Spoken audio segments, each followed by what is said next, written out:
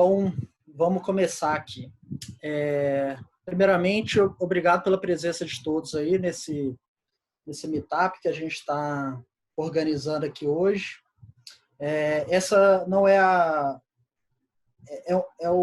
não é a primeira vez que a gente está fazendo isso, a gente está começando esse projeto nesse momento aqui da crise, que a gente tem visto muitas experiências ao longo desse processo, com clientes, com o que tem sido feito de atualização ao longo do tempo aí nesse enfrentamento da crise, e a gente está criando esse processo recorrente aí de meetups e bate-papos para a gente ajudar as empresas e apoiar as empresas nesse momento tão desafiador que todos estão vivendo.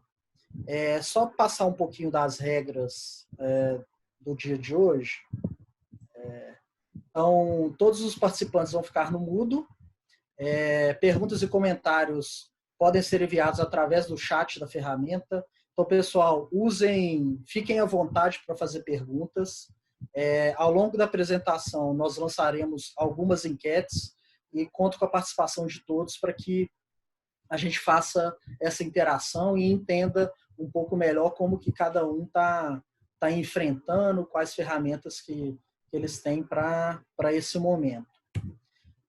Na parte final, a gente vai abrir para um espaço para considerações de todos. Então, levantem a mão caso queiram falar. Então, na ferramenta, você vai aqui na parte de participantes, vai aparecer um pop-up que você clica aqui no Raise Hands, que aí a gente abre também espaço para considerações e comentários de vocês. Ok? Quem que serão os apresentadores aqui? Serão eu, que sou diretor de consultoria aqui do escritório de Belo Horizonte, o Marcos Palos, que é diretor de tributos do escritório de Ribeirão Preto, da AMUR, e a Lígia, que é diretora de Legal Services, também do escritório de Ribeirão Preto.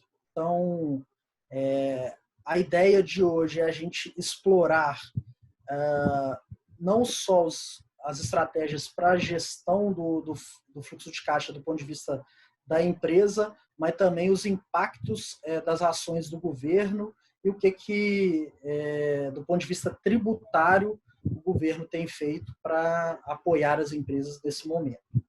Ok? A agenda. Então, primeira coisa, a gente vai passar rapidamente sobre a questão da estrutura e processos de resposta à crise. Abordaremos rapidamente sobre a questão do ciclo de receitas, ciclo de pagamentos, gestão da mão de obra. É importante, nós não vamos explorar as MPs, vamos fazer um segundo meetup específico para tratar das questões das medidas provisórias trabalhistas. Também vamos tratar da questão do fiscal e tributário, que é onde o Paulus e a Lígia vão abordar mais profundamente. E eu vou passar rapidamente algumas dicas mais práticas assim, sobre questões de financiamento e garantia da continuidade. Ok? Então, novamente, eu convido a todos a participarem, mandarem perguntas no chat. Ao final da exposição de nós três, a gente vai abrir para respostas de perguntas e, se quiserem, participem com a gente também nesse momento. Primeira coisa, a estrutura e processo de resposta à crise. A gente está falando de uma crise que é multifacetada, então todos os aspectos do negócio vão ser afetados. A gente já tem vivenciado negócios que não tem impacto na demanda, na receita, mas tem impacto na cadeia de suprimento, tem impacto na gestão de pessoas. Então, é importante que, no momento de estruturar a resposta à crise, a gente crie grupos multidisciplinares para a gestão cria um grupo multidisciplinar para fazer essa gestão. Então, os principais decisores de finanças, operações, vendas e RH têm que criar uma disciplina e uma rotina de discutir todos os impactos para ver o que, do ponto de vista de gestão de de pessoas está impactando nas vendas, nas operações e vice-versa. E, a partir da discussão em conjunto dessas visões de negócio, vocês conseguirem tomar as melhores decisões. A nossa orientação desde o início da crise tem sido de criar rituais diários de atualização de cenário e ações. Todo dia, a todo momento, novas informações são atualizadas tanto pelo governo quanto pelo mercado, e é importante que vocês estejam todos os principais decisores das empresas sempre muito bem alinhados em relação a isso. Outro ponto fundamental, definiu ações, tem que estar muito clara a estratégia de comunicação para todos os stakeholders, tanto funcionários quanto clientes, fornecedores e demais envolvidos no processo da empresa. Então, esse processo ele é multidisciplinar e precisa ter uma comunicação muito bem feita. Outro ponto fundamental que a gente indica, definir indicadores chaves para acompanhamento. E esses indicadores aqui eu estou falando basicamente fluxo de caixa futuro. Aqui ele é o rei do que a gente está falando. Vendas, recebimento e inadimplência. Independente do setor que você estiver, algum impacto do ponto de vista de vendas, recebimento ou inadimplência você terá. E a margem de contribuição. Não esqueçam da margem de contribuição nesse momento. A gente sabe que o momento agora é de focar no caixa, mas a operação da empresa tem que permanecer saudável e tem que se planejar isso de maneira estruturada. Ok? Aí, pessoal, dentro daquilo que eu já comentei sobre as enquetes e tudo mais, eu queria sugerir, eu vou abrir agora uma enquete para a gente entender como que vocês estão lidando com essa questão, principalmente da projeção do fluxo de caixa futuro. Aí a enquete que vai aparecer aí para vocês, aí Patrícia, já pode abrir para a gente aí a enquete, para a gente entender como cada um de vocês tem de ferramental para isso. Pessoal, eu vou dar mais uns 10, 15 segundos aí para vocês responderem, para a gente entender como que cada empresa está gerenciando isso, como que cada empresa está trabalhando em relação a isso. Acho que é importante a gente trocar essa ideia e cada um e a gente entender o cenário que a gente está passando. Pessoal, já temos 45 segundos. Até agora só temos 7 respostas, 9. Aí eu vou dar mais uns 10 segundos aí para todo mundo participar. Conto aí com o engajamento de todos, que eu acho que esse é o momento não só de Gustavo, a gente falando, mas de conversar com vocês. Diga, Marcos. É que várias pessoas estão aqui no chat informando que não estão escutando. E por isso que talvez pouca gente está respondendo aí a enquete. Ah, entendi. Tem e parece que o seu microfone está raspando, talvez na camisa, alguma coisa, e está dando um chiado. Ah, tá joia. Tá? Vou segurar aqui e ver se melhora. Ok? Melhorou, pessoal? Só respondam no chat aí para ver se melhorou. Aí, Patrícia, apresenta aí para todos o resultado. Ou você já apresentou? Isso. Então, aqui, do total, nós tivemos algumas respostas aqui. 46% falaram que o fluxo de caixa é confiável, está sempre atualizado. 31% colocaram que é confiável, porém temos muito trabalho para manter atualizado. 8% não é confiável e acaba não sendo utilizado no processo decisório. E 15% não trabalha com projeções de fluxo de caixa.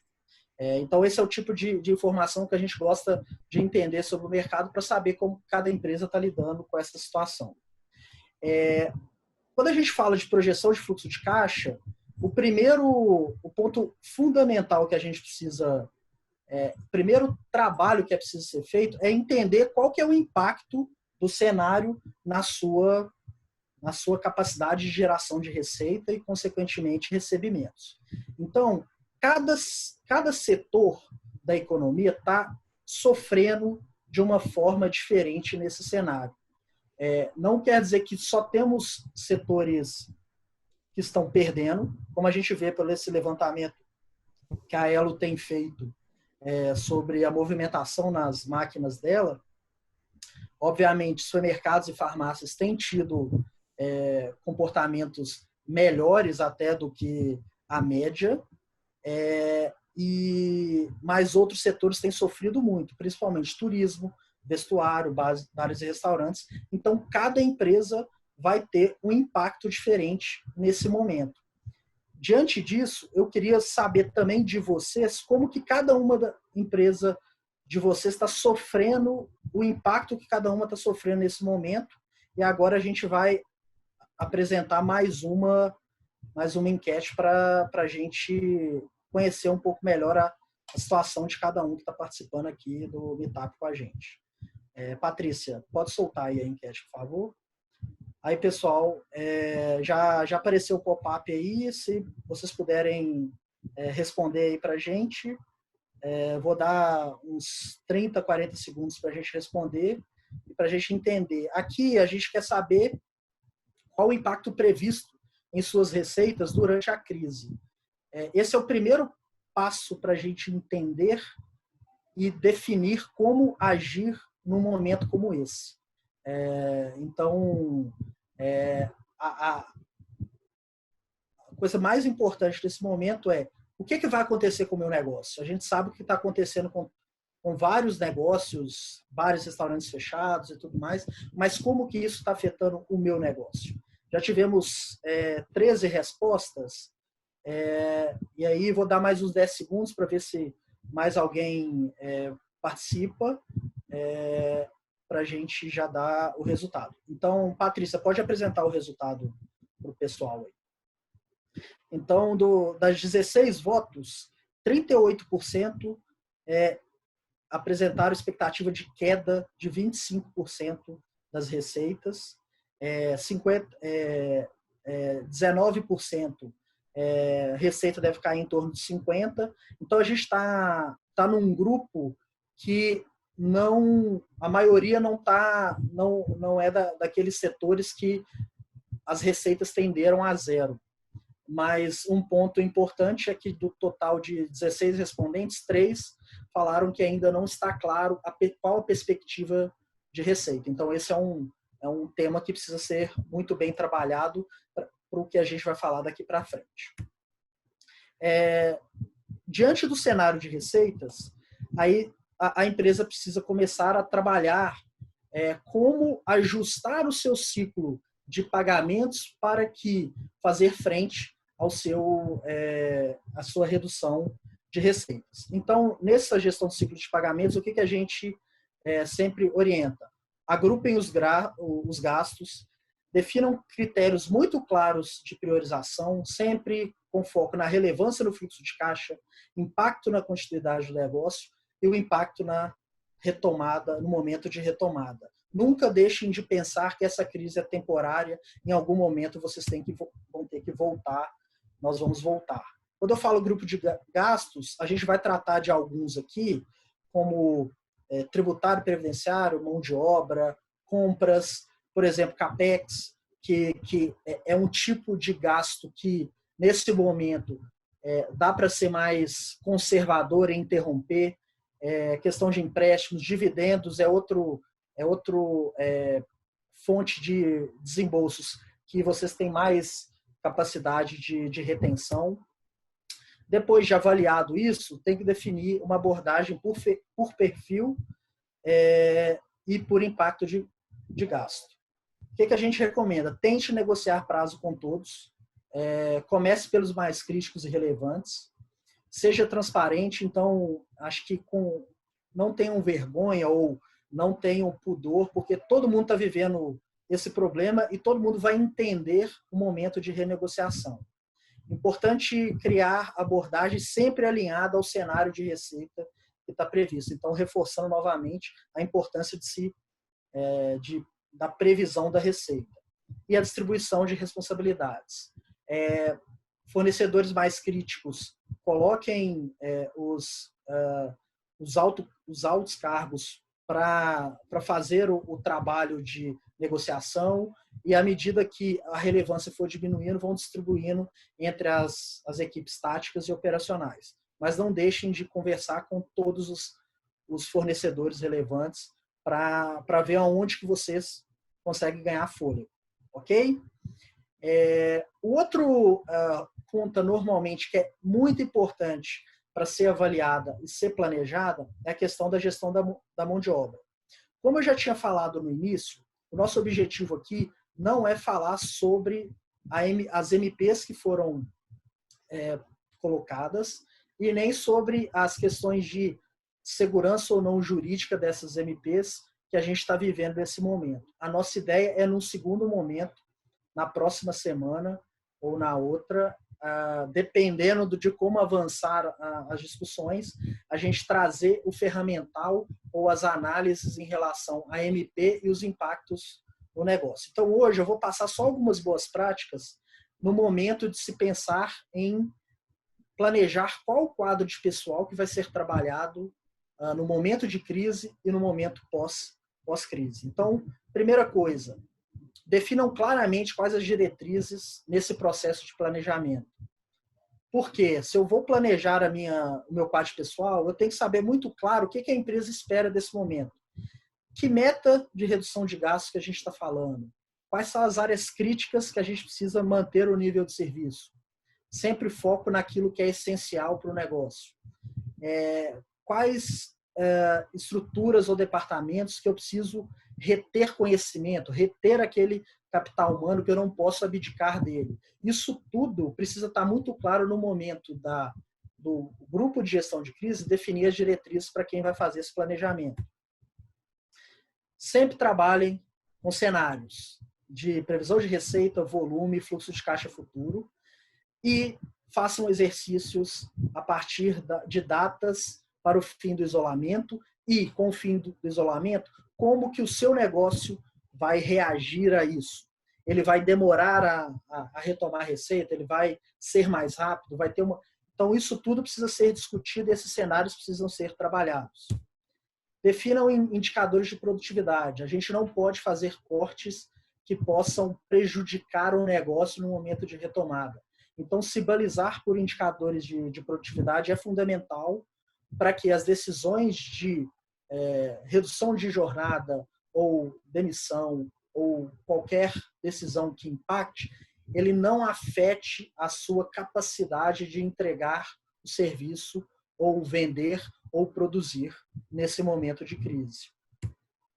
Outro ponto fundamental e que ajuda muito no momento de gerar cenários, gerar alternativas e analisar decisões. Tenha uma base de dados muito bem estruturada com informações relevantes para o planejamento, com informações de cargo, departamento, centro de custo, salário, saldo de férias, banco de horas, que isso tudo vai ser importante para definir estratégias específicas para determinado departamento, para determinado funcionário. Isso tudo é fundamental para ter um planejamento mais assertivo.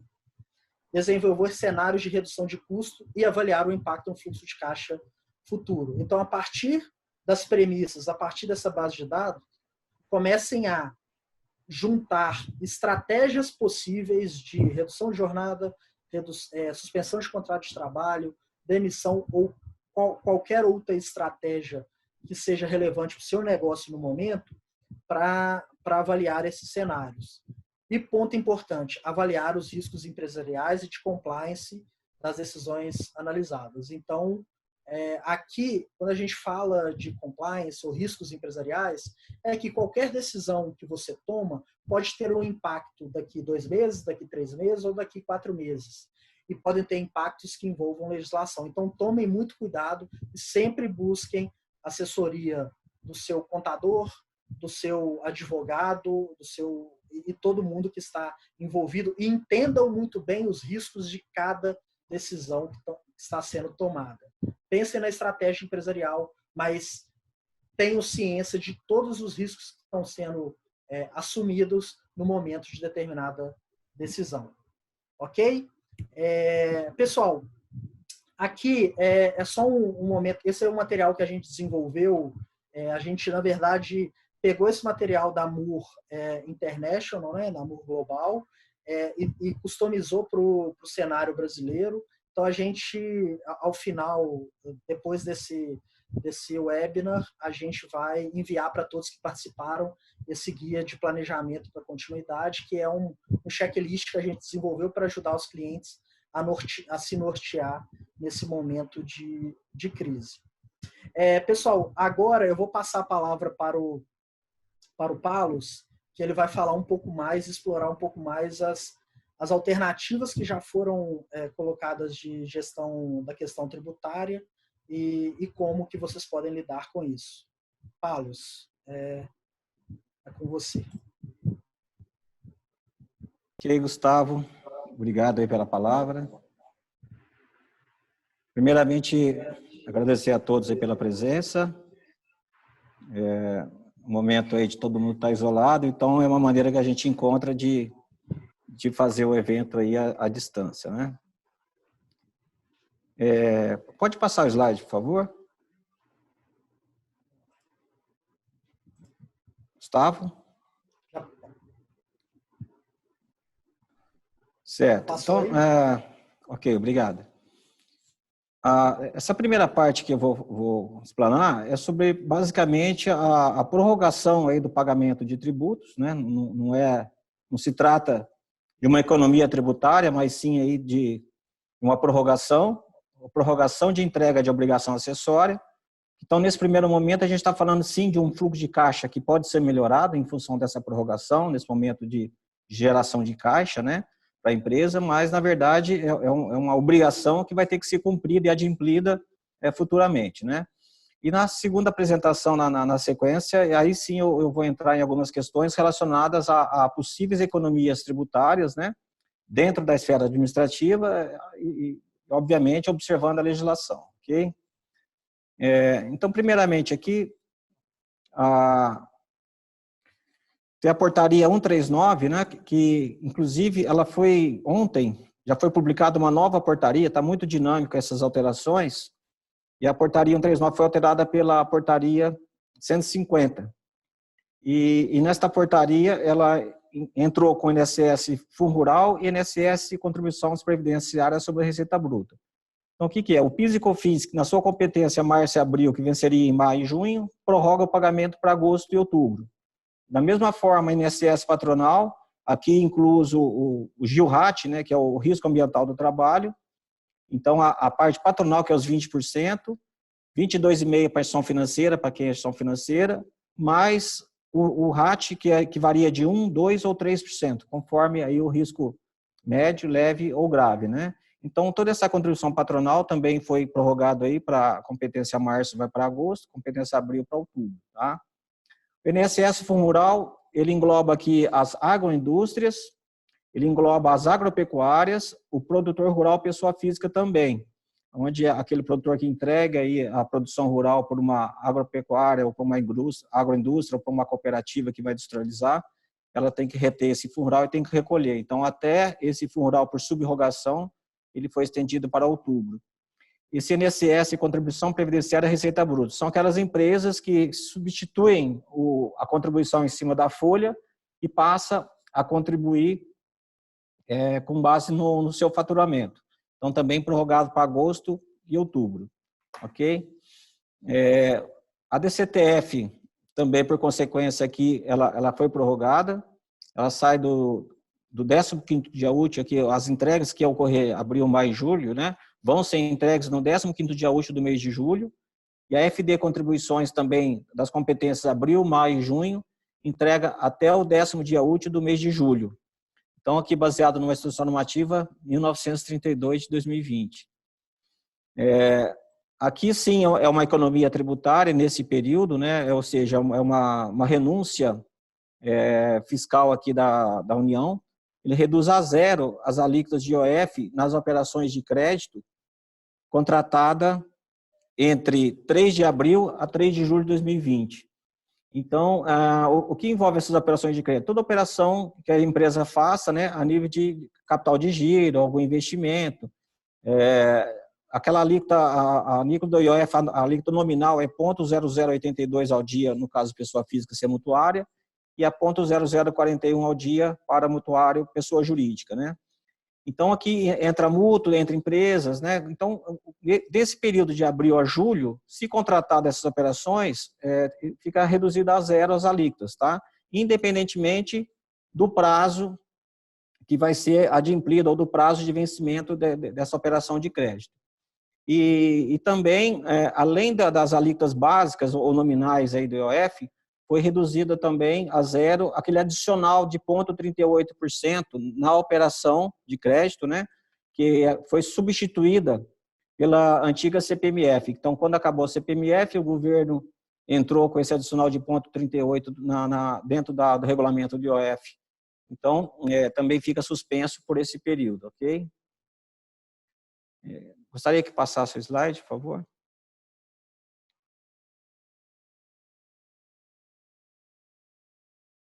Gustavo? Passou, não?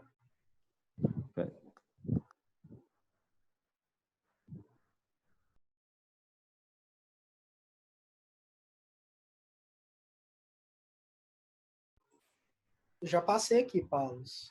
Ok. Está me ouvindo? Estou. Tá.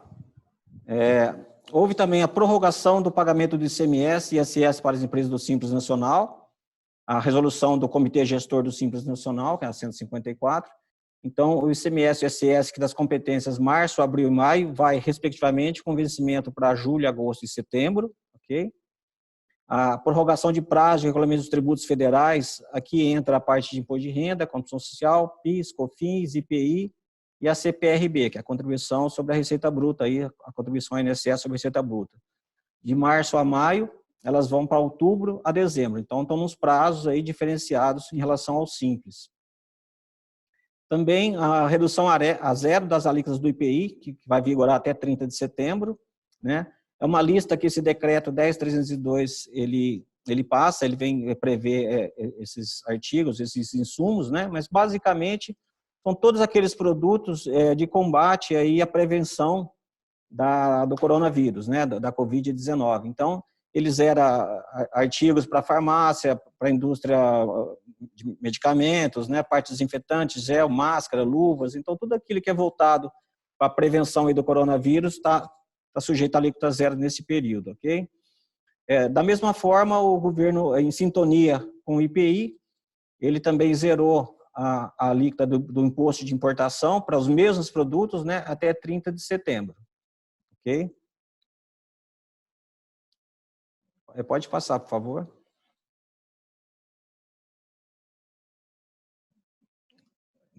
Gustavo, isso.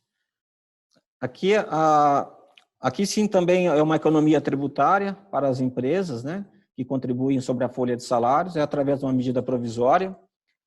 Só para fazer aqui um histórico a nível de informação, medida provisória, por que o governo edita a medida provisória? É justamente porque não dá tempo de mandar um projeto de lei que vai para o Congresso Nacional avaliar e não se dá tempo para essas medidas emergenciais, né? É por isso que o governo precisa editar com rapidez a medida provisória. Então, baseado no artigo 62 da Constituição, em caso de relevância e urgência, né, o governo federal ele abre mão da medida provisória.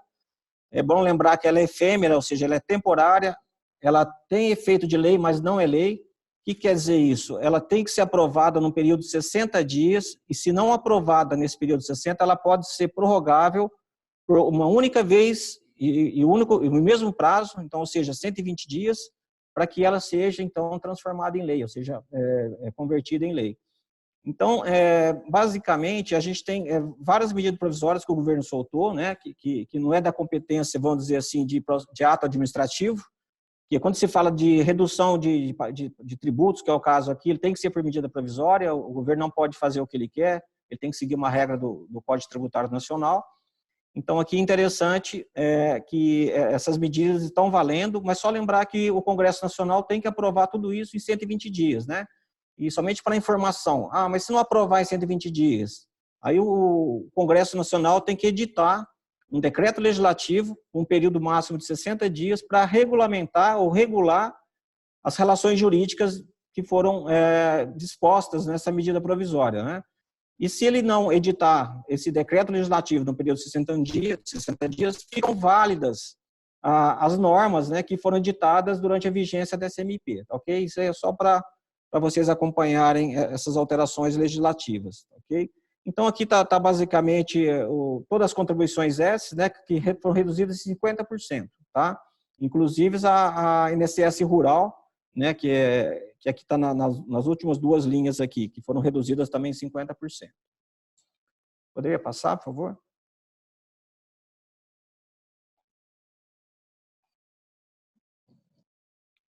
A questão do fundo de garantia também teve prorrogação, foi um dos primeiros atos editado pelo governo, né?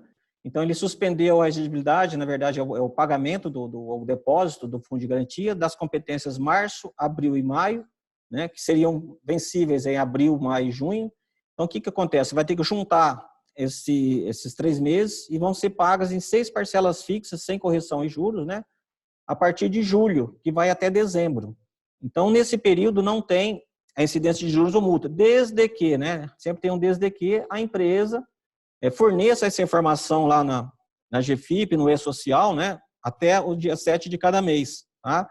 Então, e tem um prazo máximo aí, vamos dizer assim, para 20 de junho, ou seja, passou 20 de junho, a empresa não informou isso, ela fica em mora, ela fica inadimplente com a questão do fundo de garantia, está sujeita, obviamente, às multas e juros aí de medidas administrativas, né?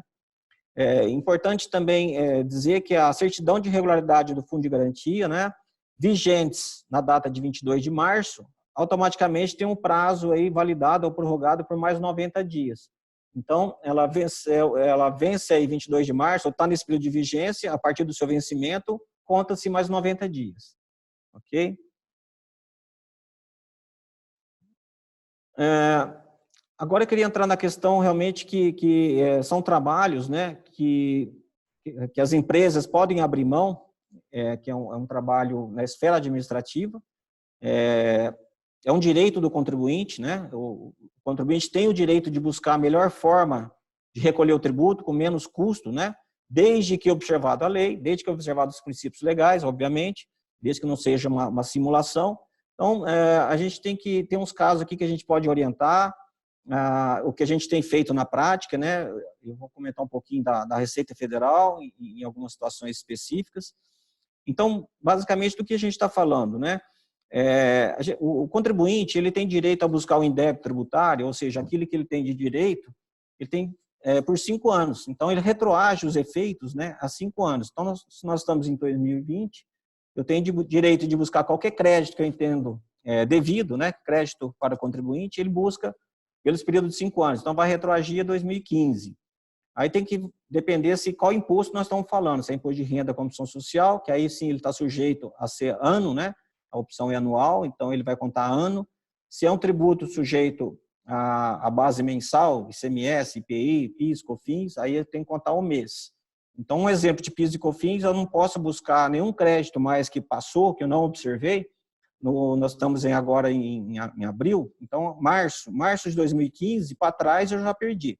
Então, isso, qualquer crédito tributário que eu tenha direito, eu não consigo buscar. E não adianta também entrar com medida judicial, que isso já é pacificado, está no Código Tributário Nacional e não tem discussão sobre isso.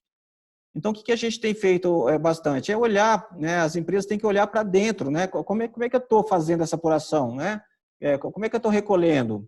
A legislação ela é dinâmica, ela muda constantemente. Então, sempre tem que ter um profissional ali, que fazendo um parênteses, é um custo alto para a empresa, né, de ter um profissional monitorando essas alterações, seja no âmbito do Estado, que é o ICMS, seja no âmbito do município, em relação ao ISS, e praticamente o âmbito federal, que tem uma larga aí escala de incidência na área tributária. Então, sempre tem que trocar ideia com o especialista para ver o que é possível.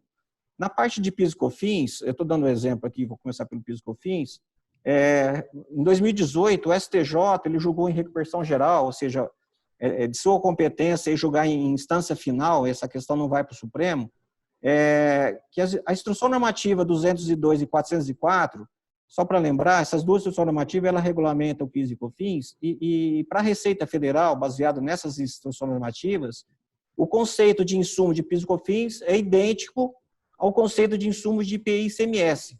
Na prática, o que isso quer dizer? Ele veda, né, a apropriação de muitos créditos, de muitos insumos, né, porque é baseado no conceito do ICMS e do IPI. Então, na prática, o que é? Somente aqueles insumos que se desgastam durante um processo de fabricação, o que compõe o produto final, né, que faça parte desse produto final que gera crédito. Então, o STJ julgou repercussão geral, que na prática tem que ser acatado pelos tribunais inferiores, inclusive a PGFN, né, a Procuradoria-Geral da Fazenda Nacional e Receita Federal.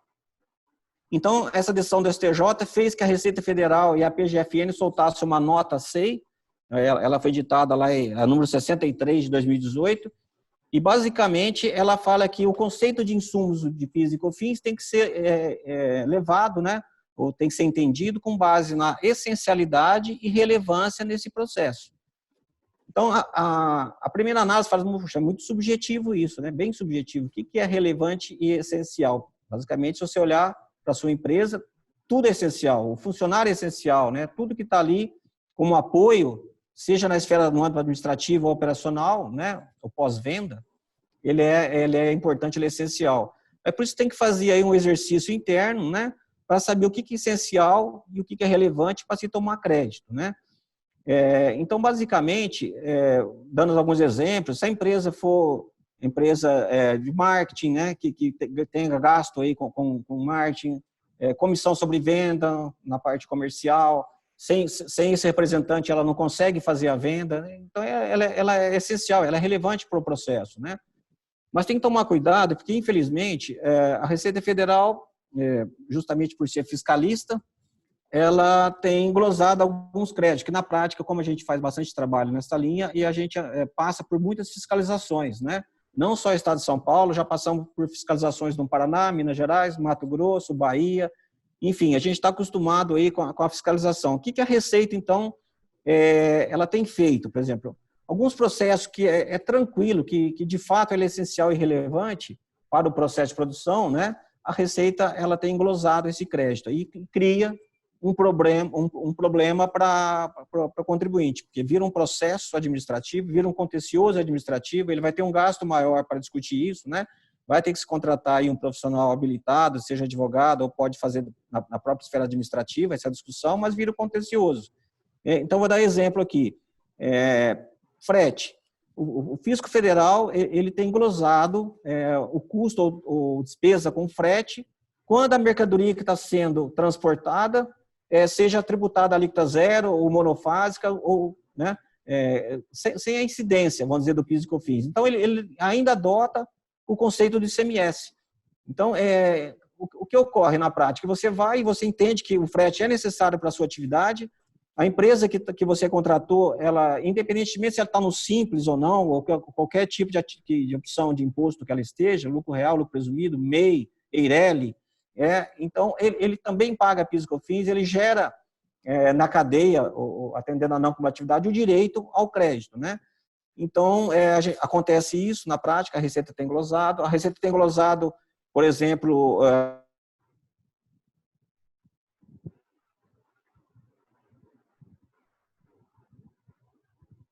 Paulo, a gente não está te escutando.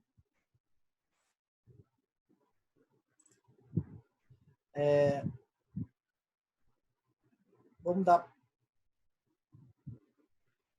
Acho que a gente teve um problema com o áudio do Paulus. Pessoal, então, o pessoal está escutando o Paulus? Não. Ok, então eu vou passar aqui para a enquete, que o Paulus teve algum problema com a internet. Aí a ideia é... Vou apresentar mais uma enquete aí para vocês. O tema em relação aos temas citados, sua empresa já utilizou de medidas administrativas como oportunidades de economia tributária? Aí a gente queria ouvir de vocês se vocês já usaram alguma dessas estratégias aí para conseguir alguma recuperação tributária ou qualquer coisa desse tipo.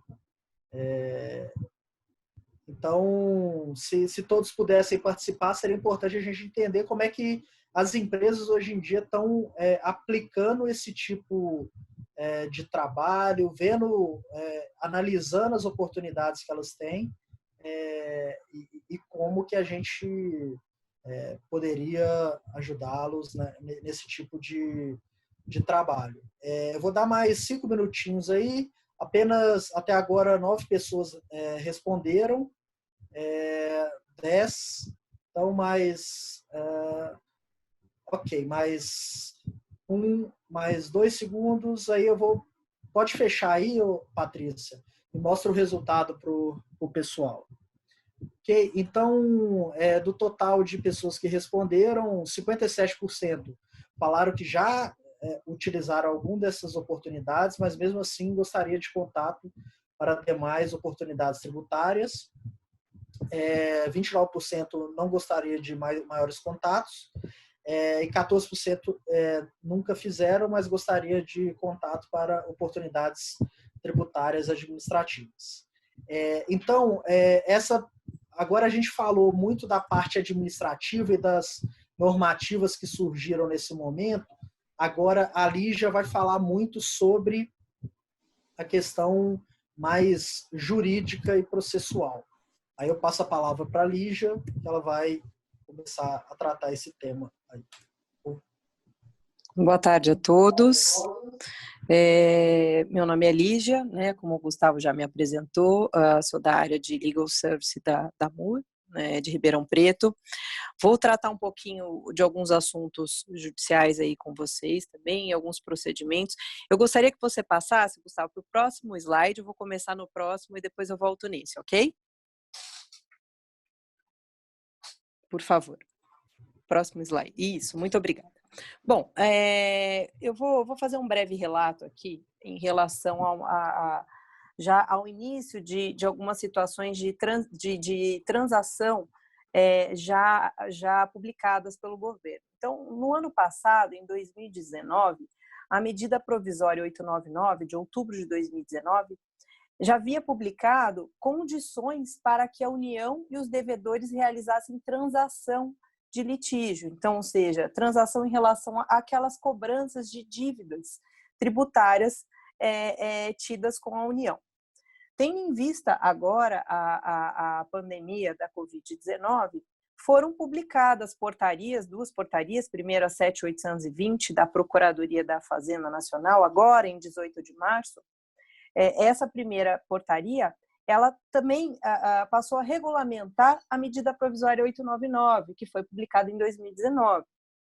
E essa portaria determinou sobre a transação extraordinária de cobrança de dívida ativa da União, ou seja, fazendo, na verdade, dispondo sobre algumas renegociações. Então, como por exemplo, a disposição agora do pagamento de entrada correspondente a 1% do total dos débitos de parcelamento e que esse 1%, essa entrada pode ser parcelada em 3 vezes, em 3 parcelas. O parcelamento que ordinariamente, né, que em geralmente ele é executado em 60 parcelas, ele pode ser dispor sobre o parcelamento, o contribuinte poderá dispor sobre o parcelamento do restante 81 meses. E para aquelas empresas que são pessoas naturais, pessoas físicas, empresário individual e empresa de pequeno porte, o parcelamento estendido até 97 meses. Também em relação a dívidas com a Procuradoria da Fazenda, houve o diferimento do parcelamento, do pagamento da primeira parcela para julho de 2020.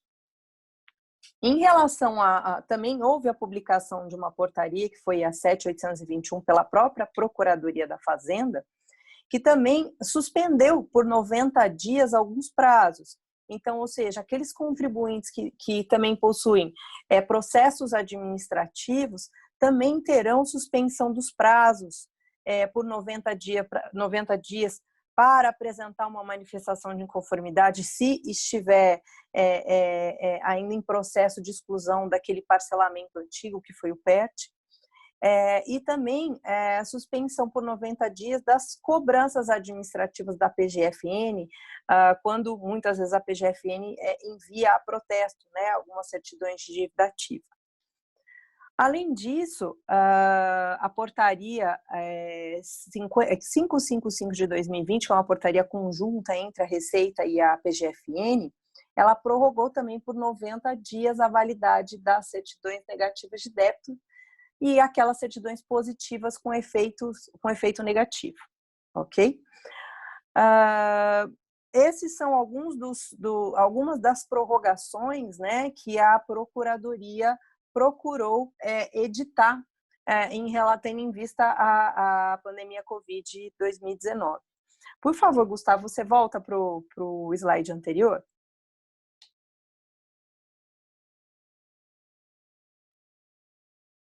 Gustavo? Ok, obrigada. A gente está com um delay aqui na hora de passar o slide. Não tem problema, ótimo. Em relação aos processos administrativos, também houve suspensão de prazo. Então, ou seja, aqueles contribuintes, aquelas empresas, né, que vêm discutindo alguns processos administrativos, então que vêm discutindo débito ou que vêm discutindo alguma situação no âmbito administrativo, também houve suspensão de prazo até 30 de abril de 2020. Isso, já fazendo um link com os processos judiciais, aconteceu também. Então, ou seja, o Conselho Nacional de Justiça, o CNJ, também prorrogou todos os prazos a nível nacional suspendeu todos os prazos até 30 de abril de 2020 também. Entretanto, diferentemente do CARF, que é o Conselho Administrativo de Recursos Fiscais, a Receita Federal do Brasil suspendeu os seus prazos processuais, os quais a Receita Federal do Brasil cuida, ou seja, até esse âmbito de primeira instância da Receita Federal, até 29 de maio de 2020. E também há, até dia 29 de maio de 2020, uma restrição para atendimento presencial, ou seja, poucos os atendimentos estão sendo feitos via presencial. Todos os demais requisitos, eles devem ser feitos por meio do ECAC, ou seja, pela internet, né? E também a portaria do Ministério da Economia, a 103 de 2020, ela tratou também de algumas suspensões. Ela suspendeu por até 90 dias os prazos de defesas dos contribuintes em processos administrativos, de cobrança de dívida ativa da União. Então, esses processos estão suspensos, esses prazos estão suspensos. Também, aquela dívida, o encaminhamento da certidão de dívida ativa, né, como eu já disse, para protesto extrajudicial, também está suspenso por 90 dias. Então, de fato, houve uma suspensão no âmbito federal, assim como também nos processos administrativos no âmbito estadual. No estado de São Paulo, o TIT também suspendeu os julgamentos, suspendeu suas sessões de julgamentos nas câmaras, né, entre 23 de maio de 2020 a 30 de abril de 2020, até em acordo com a suspensão de prazos judiciais também pelo Conselho Nacional de Justiça. Pode passar, Gustavo, por favor.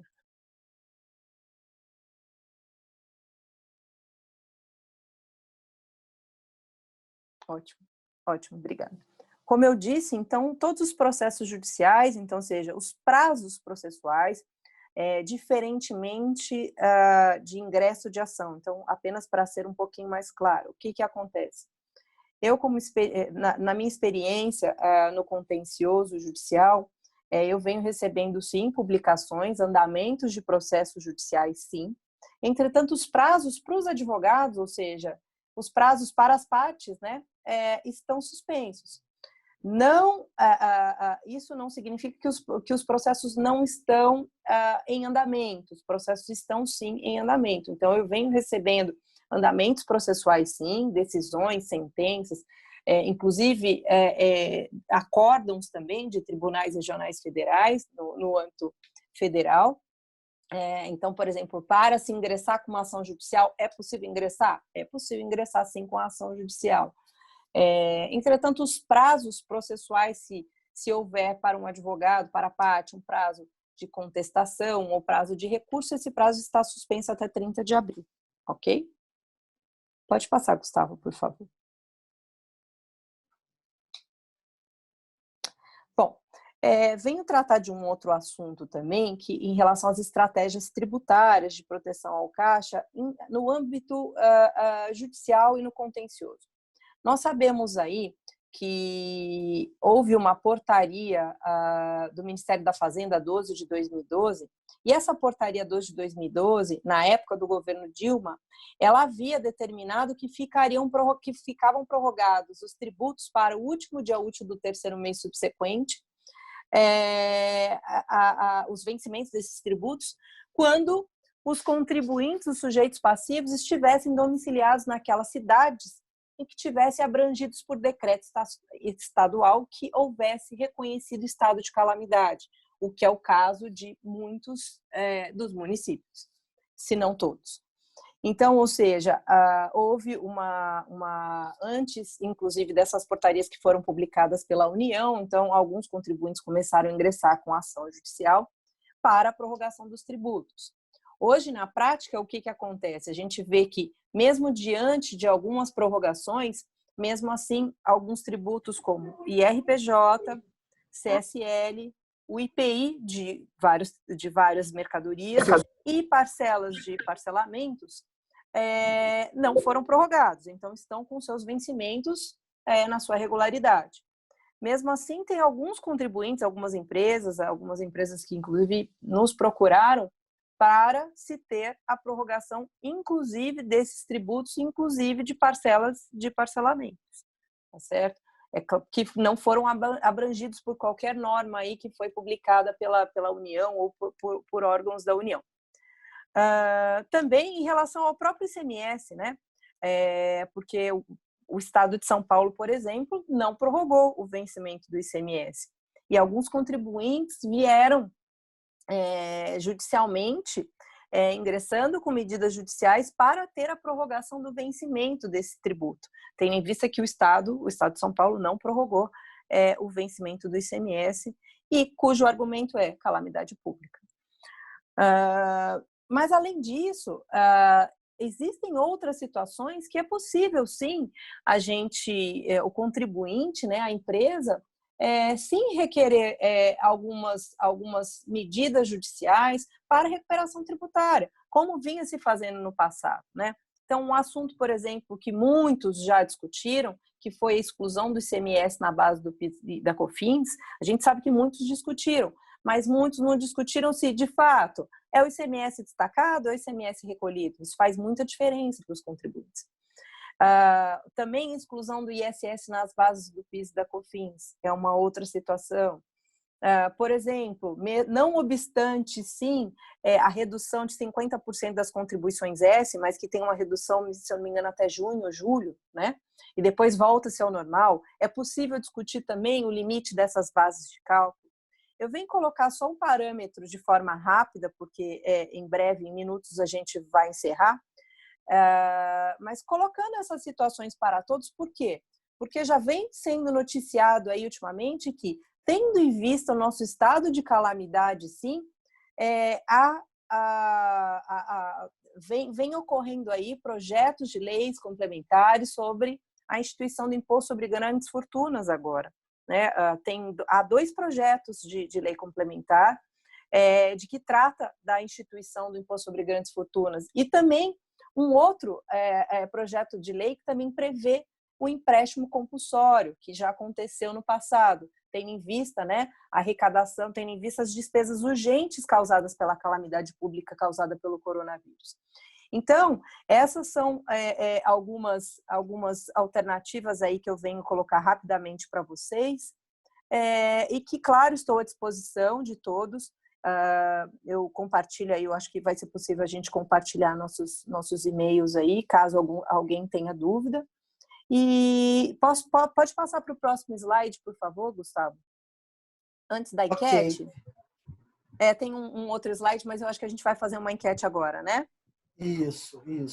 Okay. Aí, pessoal, a ideia da enquete agora é perguntar relacionado a esse tema aí, que sua empresa já utilizou de medidas judiciais como oportunidades de economia tributária? É na mesma linha da outra enquete, só para a gente entender se o pessoal gostaria de avaliar essas oportunidades ou se isso faz sentido para vocês nesse momento aí de calamidade. Algumas empresas têm um impacto maior da questão tributária, né? E às vezes essas alternativas podem ser importantes. Aí eu vou dar mais 5 segundos, até o momento 10 pessoas responderam. Então, Patrícia, pode fechar aí a enquete para a gente ver o resultado. Então, do total das pessoas que responderam, foram 14, 29% falaram que já tiveram alguma ação nesse sentido, mas mesmo assim gostaria de contato para demais oportunidades. 21% sim, não gostaria de maiores contatos, e 29% não, mas gostaria de contato para oportunidades tributárias. Ok? A próximo, aí com você aí, Lígia, só para você falar sobre o nosso guia de suporte tributário. Ótimo.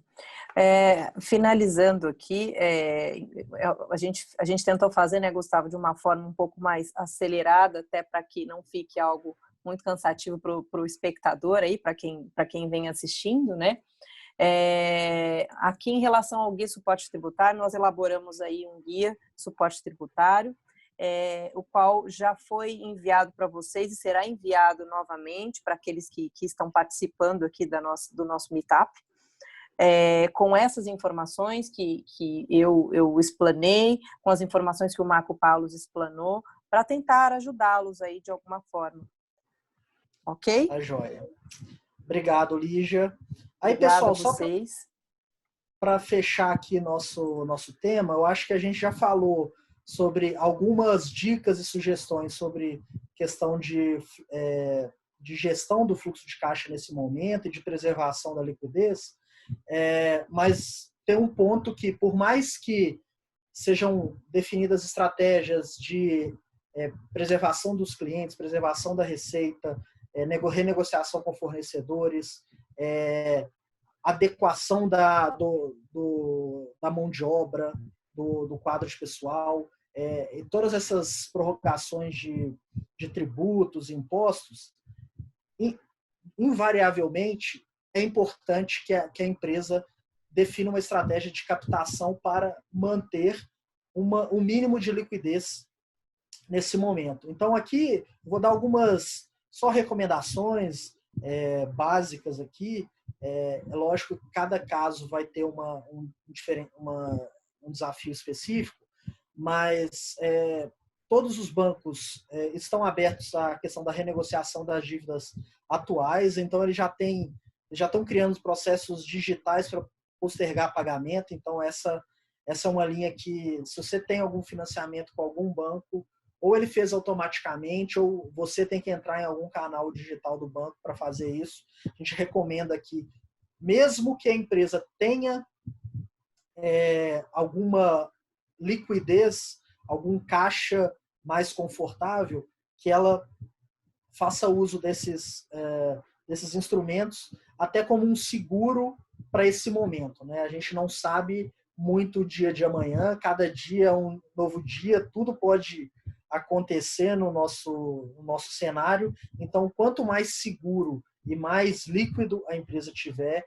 mais ela vai conseguir passar por esse momento. Esse é o momento de negociar muito carência e muito o prazo de pagamento. A gente, na preparação disso aqui, a gente leu alguns materiais que o custo de financiamento, ele aleja, mas o desembolso, o pagamento efetivamente da amortização, ele mata. Então, a gente tem que tomar muito a direção de quanto mais prazo eu conseguir, quanto mais carência eu tiver, melhor, mesmo que eu tenha que abdicar de algum custo de financiamento. Nesse momento, vamos usar um ditado popular aí, o seguro morreu de velho, né? E sempre focar para abordar os bancos o quanto antes. Então, esse é o momento, mesmo que no primeiro momento vocês não tenham necessidade imediata, dependendo do cenário como ele avançar, é importante já iniciar negociações e avaliar com os bancos, porque no médio prazo a tendência é de ter restrição de crédito e de aumentar taxas. Então, quanto antes vocês fazerem uso de boas linhas no banco, é o mais adequado para que as empresas... A gente tem que pensar que, por mais que a gente tenha caixa hoje, ao final da crise, se você queimar todo o seu caixa, no momento da retomada, você vai precisar de caixa para capital de giro, você vai precisar... Então, não se tranquilize apenas com o fato de ter caixa e conseguir se sustentar nos 3 meses. Tem que pensar que no momento da retomada, você vai ter que recompor esse caixa e você vai precisar de caixa novamente para o negócio voltar à operação normal. Pessoal, eu estou vendo aqui no chat só os comentários. Acabou que só algumas pessoas fizeram alguns comentários. Da nossa explanação, era isso que a gente tinha, né, para o momento. Se alguém tiver alguma dúvida, gostaria de fazer algum comentário. O Gilberto Bagaiolo fez um comentário aqui, nosso encontro está ótimo. A Cristina Alves Pereira, ela colocou aqui que justamente minha dúvida em relação aos demais impostos, provavelmente era uma referência ao que a Lígia estava falando, que alguns impostos a União já postergou o pagamento, mas uma parte relevante não. Então, dependendo do impacto que isso tiver no fluxo de caixa e nas projeções do negócio, isso pode ser uma alternativa para vocês. Pessoal, então, se não tiverem perguntas para a gente avançar aí, era o que a gente tinha para apresentar hoje.